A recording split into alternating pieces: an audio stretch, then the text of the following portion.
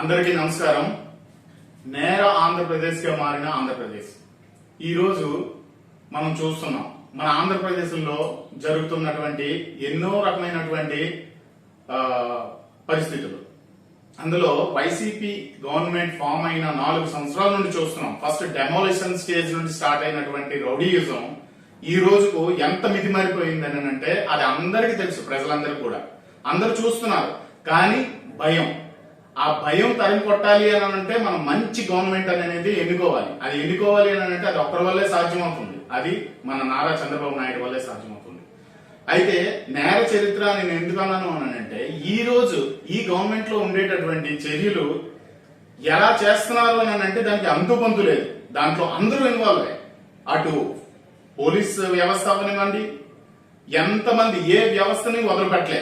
అటు టీచర్స్ ని గాని, లాయర్స్ ని, న్యాయ వ్యవస్థని గాని అన్నిటినీ డెమోలిషన్ స్టేజ్ తెచ్చేసినటువంటి ఈ గవర్నమెంట్ ని మనం ఎట్టి పరిస్థితులు కూడా సమర్థించకూడదు. అదే కాకుండా వీళ్ళు చేసిన పనులు ఇలా ఉండేటప్పుడు కూడా వీళ్ళ మంత్రులు అంటే మన ఎక్స్ మంత్రి కొడాలి నాని గారు మొన్నే విలేకరులు మనం చూసాం ఎలా ఆ విలేకరిని కొట్టారు అనేది అన్ని న్యూస్ ఛానల్స్ లో వచ్చాయి. అదే కాకుండా ఈటీవీ విలేకరుల మీద కూడా అటాక్ చేశారు.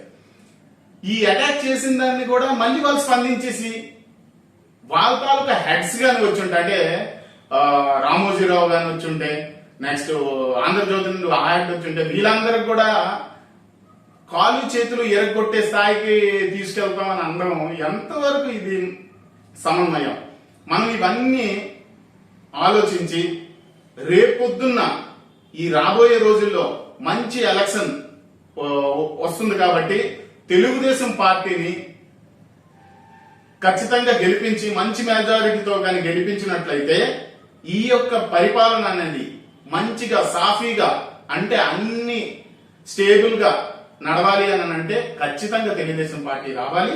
దానికి మన వంతు కృషి చేయాలి. అలాగే ప్రజలందరూ కూడా దీన్ని గమనించాలి.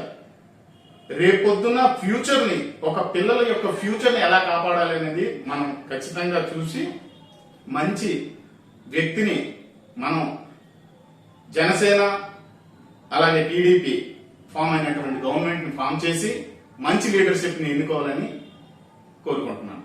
నమస్కారం. అందరికీ నమస్కారం. నేర ఆంధ్రప్రదేశ్ గా మారిన ఆంధ్రప్రదేశ్ మళ్ళీ జగన్ గెలిస్తే జనాలను బ్రతకనిస్తాడా అనేది నేడు ఆంధ్ర రాష్ట్రం మొత్తంగా చర్చనీయాంశంగా మారింది.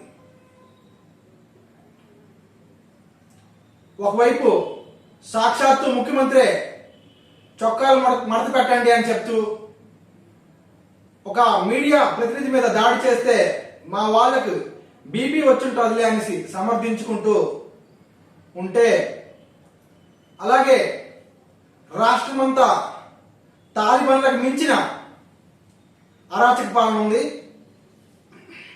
కిమ్కి మించిన నియంత్రిత పాలనగా జగన్ ధోరణి ఉంది.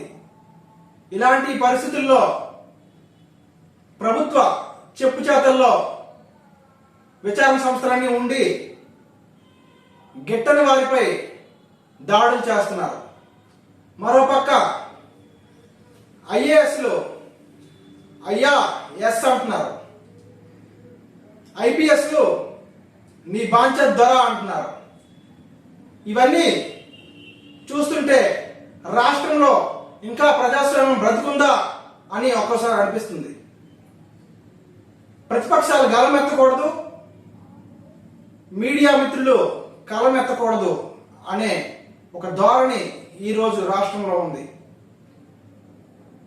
అలాగే దాడుల విషయంలోకి వస్తే ఒక ఎస్సీ, ఎస్టీ, బీసీ, మీడియా ఎవరు అని చూడకుండా అందరి మీద కూడా దాడులు చేస్తున్నారు. ఒక ఎమ్మెల్సీ తన డ్రైవర్ని శిరోమండలం చేసి డోర్ డెలివరీ చేస్తే అతని యొక్క బెయిల్ కోసం ప్రభుత్వం ప్రయత్నిస్తుందంటే అది ఎంతటి దారుణమైన చర్యగా మనం భావించాలన్నది ఈరోజు మనం అందరం కూడా చర్చించుకోవాల్సిన విషయం.